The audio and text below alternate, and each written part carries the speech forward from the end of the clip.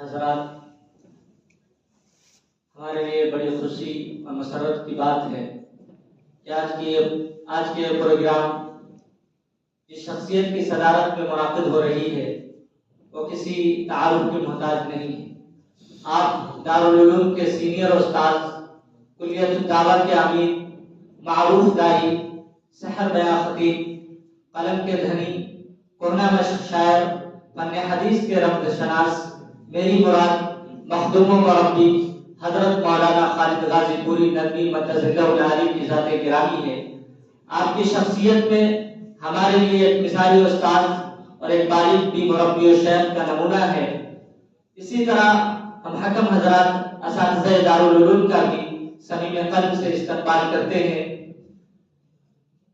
اس کے بعد ارشاد جون پوری آئے اپنی تقریر پیش کرے۔ عبید الرحمن تیار ہے۔